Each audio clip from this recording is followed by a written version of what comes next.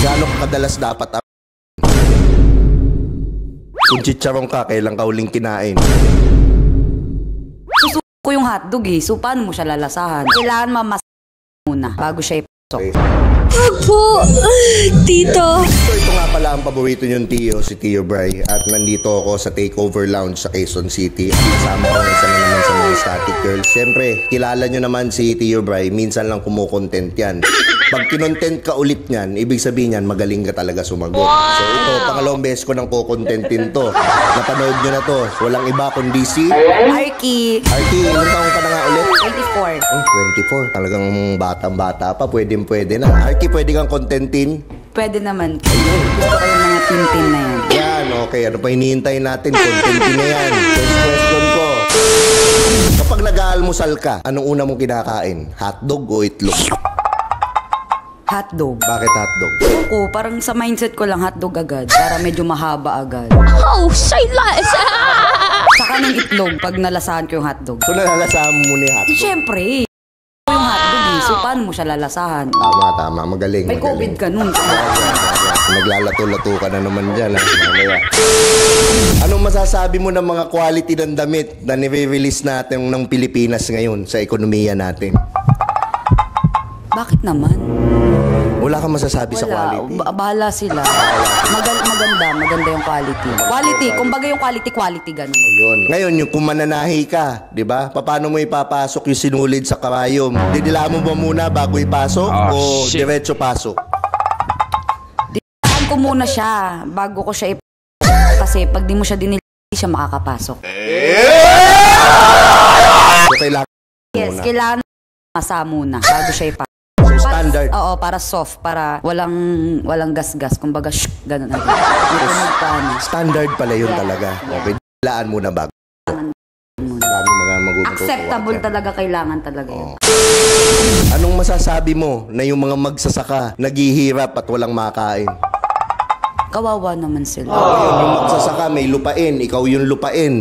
Gaano ka kadalas dapat ***hin? Ay, gusto ko araw-araw. Araw-araw. Para mabusog naman sila. Kasi naghihirap na sila eh, di ba? So, dapat araw-araw kang Oo, dapat araw-araw. Kailangan porsigido talaga silang araw-araw. Get me that woman. Gusto pagod na yung mga magsasaka nun. Pero hindi naman sila magugutom. Hindi sila makakakain sila. Oh, mamili sila doon. Gutom sila, hindi ako iraro. Or aariraruin nila ako na busog sila, di ba? Yan, So, ano ba? Kung magiging palay ka, paano ka dapat biyuhin? Banayad o barubal? Huwag tayo sa banayad. Kailangan hardworking. Gusto mo hard? Yes, Working? hardworking. Ay, yun, tama. Nagugutom na Pilipinas, chill-chill ka pa. Huwag ganun. Kailangan hardworking tayo. Oh, so barubal. Yes, barubal tayo. Sa barubal tayo. May hinihintay nyo, barubalin nyo na. Anong masasabi mo sa mga kalye ng Pilipinas? Masikip talaga. Masikip yung kalye? Yes, yung kalye, masikip. Oo. Nasisikipan ako. Okay, kung kalye ka, kailan ka huli namin? Kung bibilangin ko, medyo weak na siya. Week na? Yes. Parang hindi naman ako naniniwala. Maniwala ka for today. For today's video, no? Today's video. Kasi sagana ka eh. For the last video, sagana, sabi mo. Dati. Ngayon, hindi na. Medyo nilalangaw-langaw na yun. Grabe, kailangan na i-pesticide mo. Oo, kailangan na talaga, diba? Ano ka, chicharon o kropek?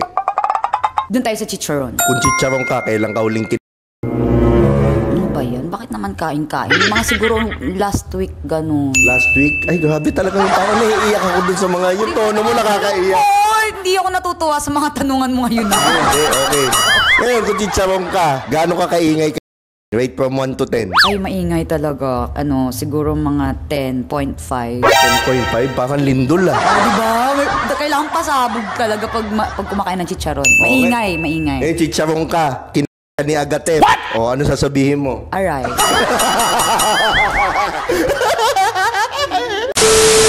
Kung bibili ka ng ito, anong gusto mo? Kumikiwas-kiwas o pat... Doon tayo sa fresh pa. So, kumikiwas-kiwas. Mga ganun-ganun Ay, pa. gusto mo yung nagiginig. Paano? Yan. Hindi, mga ganun-ganun. Naglalato-lato ka na naman, ha? Naglalato-lato ka na naman, Arky. Gusto ko buhay pa, fresh. Bakit fresh pa? Para mas... Kasi kumikiwas.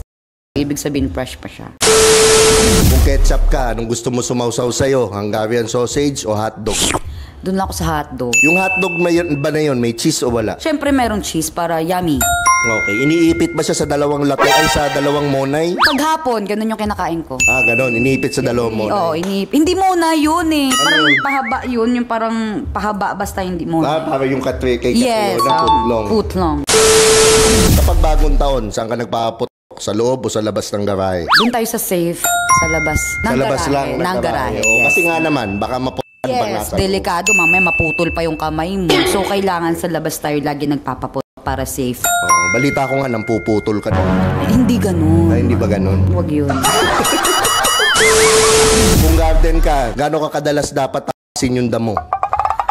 Siguro mga 1 week, 3 beses. 3 beses? Okay. Sagad ba yung pagkatapas? Yung malinis ba? O para ano ba? Mga medyo lang, little bit. Little little bit. bit lang. Hindi ayoko ng sagad eh. Yung garden mo ba? Yung bulaklak? Mabango ba? Siyempre, kaya to. Ay, iba pala yun. Yung garden ko, laging Oo, yun. yung tapos humahalimuyak ba yung mga bulaklak? Oo, Ganon. Kung manok ka, anong unang dapat kainin sa'yo? Yung yung pakpak o yung doon tayo sa... breast muna bago pakpak? Oo, syempre. Bakit? Wala kang pakpak eh. So, ay, hindi. Manok. Manok. Grabe kayo mga breast pa rin. Malambot. Malambot. Lalo na pag medyo mataba ang manok. Alin yung mataba? Yung manok nga. Okay. Kung gunting ka, paano ka bubuka? Malawak o sakto lang? Ganun. Wow! Grabe, nag-split. Oo, para to the next level. Bakit?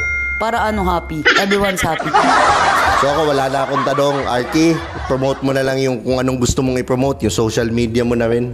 Hello po guys, it's your girl Arky Dowa po. Yung TikTok ko po is Carlin Arky Dowa and my Instagram po is Carlin Arky Dowa and I'm from Static Girls and like nyo din po and follow din po ninyo yung Static Girls and shoutout po sa dad namin si Jay Flava. And I'm with Tio Bry. Yan. Okay, so dito na nagtatapos ang ating interview. At ito nga pala ang paborito nyong Tio, si Tio Bry. Lagi nyo tatandaan ang kasabihan, walang pangit-pangit. Sa titong galit. Yun.